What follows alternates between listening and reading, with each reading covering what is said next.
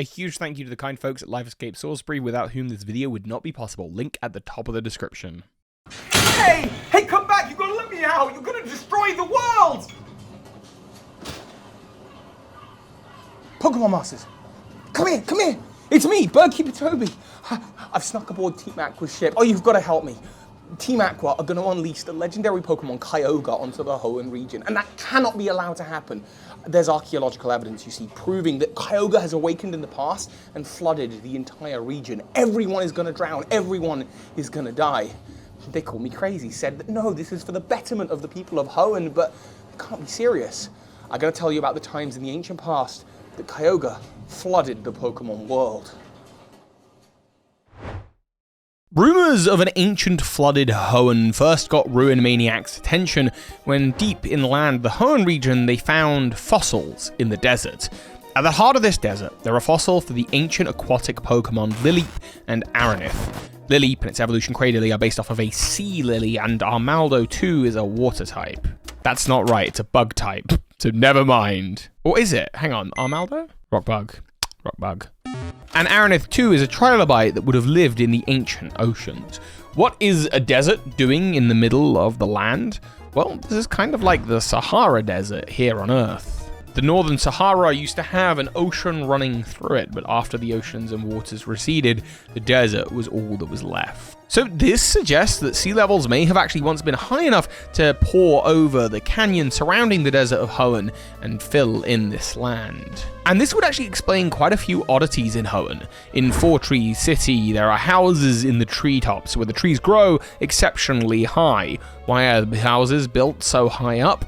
Well, likely to help people in case of a flood. The grassland south of Four Tree grows incredibly tall enough that you can't even cycle through it. This may be the case so that the grasses can still reach sunlight should the water level rise higher and higher. We see a microcosm of this in Shoal Cave that demonstrates that changing tides naturally do have quite a big effect on the areas of Hoenn. There are mudslides as well all over the Hoenn region, suggesting the presence of soft ground, which is the result of water mixing with the dirt.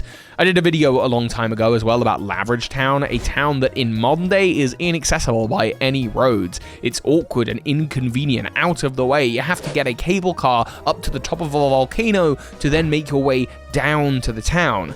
But perhaps once upon a time this village grew because the sea level was much higher. And this was a safer place to have a village above sea level but away from the ash of the volcano. Evergrande City is also built oddly high on the top of a waterfall, so perhaps this is a way to guarantee its safety should the sea levels raise once again.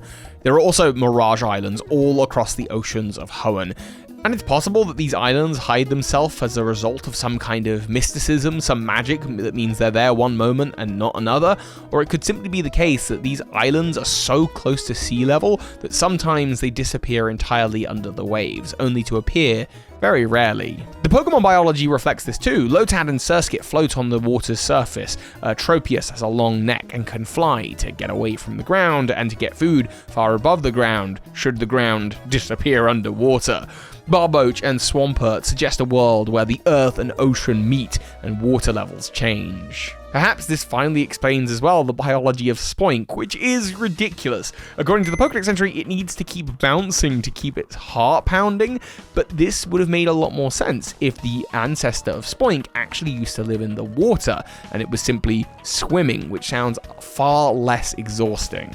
That would also mean that the psychic energy that's left in Spoink's pearls when a Spoink does pass away in the ocean will go to the bottom of the ocean floor, providing as an origin story for Clamperl. There's also Seedot and all the Pokemon of the forest like Beautifly and Dusclops and Slackoth that ultimately would thrive high up in trees. And if the world did become flooded again, it would mean that all three of the Reggie chambers would have been effectively islands. There's already one that's an island, but Registeel's chamber in particular is quite odd in its placement, just randomly, on some raised plateau in the Hoenn region. But perhaps, once upon a time when the ocean levels were higher, this was an island. So at the end of Pokemon Sapphire version, when Kyogere starts using its power, you can really see the effect that it might have on the region, and the background storytelling that's always been hinting towards this. If Team Aqua access its power, then towns like Littleroot, Petalburg, and Rustboro may end up completely under the waves. Pokemon Masters, we've got to do something. If we don't stop Team Aqua, they're gonna destroy the world. And it's unlocked, of course it is. Come on, let's go. We've got to stop Team Aqua. Pokemon Masters. Him? Don't worry about him. He's a member of Team Magma. Caught, like me, probably sneaking aboard. Unlike me, he was trying to steal the red orb, an artifact that was going to awaken the legendary Groudon. Yeah, they're just as bad, so you don't have to feel bad for him. Groudon, in the ancient times, eliminated entire civilizations when it removed all of the water from the Hoenn region with a drought so strong that, I mean, there were civilizations that used to exist. There's evidence for this under the oceans of Hoenn. Fine, I'll explain that now.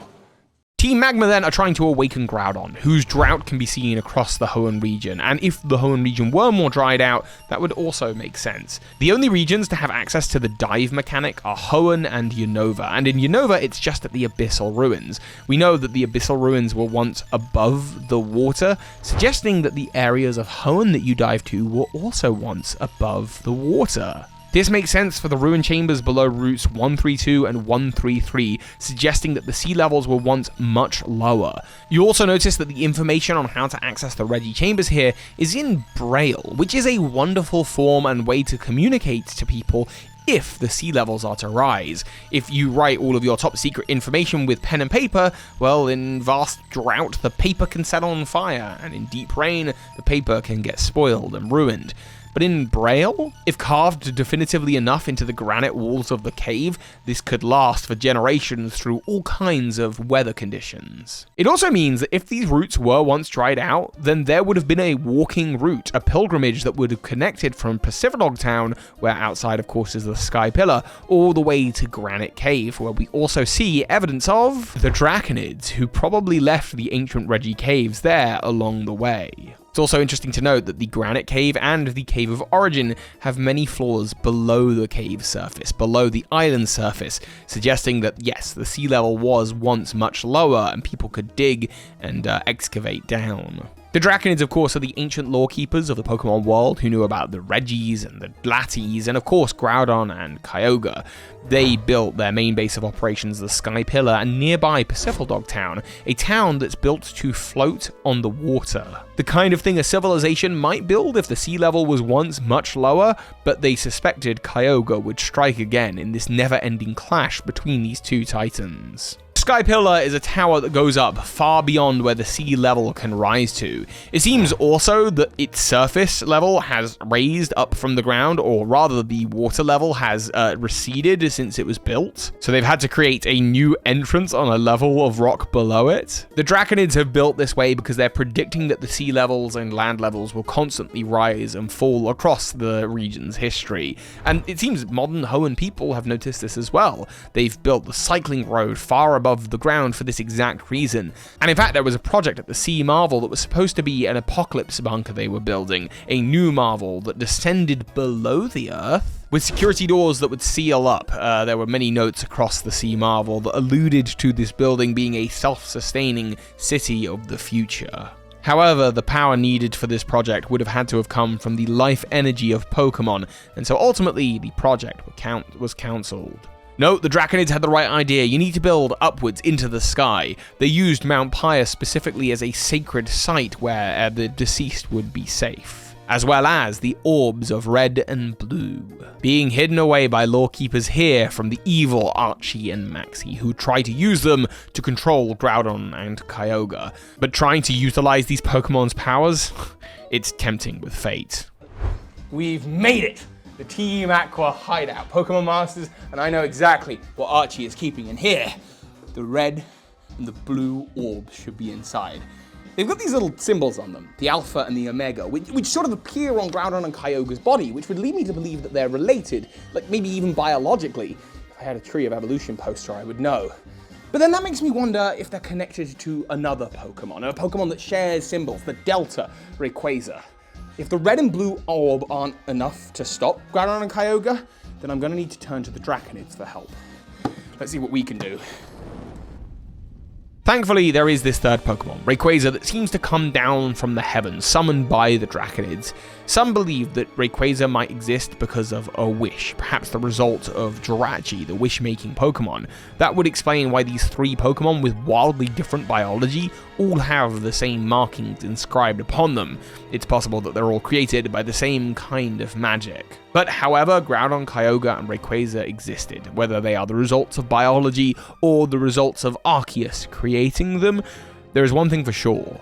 Rayquaza is the only reason the region is now in a constant state of balance, half in the sea and half on land. Because when Kyogre is summoned, it begins to rain. Quite a lot. And when Groudon is summoned, the drought gets really hot.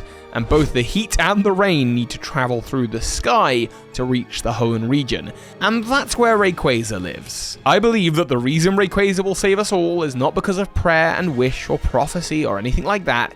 It's effectively happening because Groudon and Kyogre are arguing over the thermostat of the place where Rayquaza lives. And so Rayquaza has to come downstairs to knock their heads together and knock some sense into them. And that's why the region is currently in a perfect 50-50 split between Groudon's domain and Kyogre's.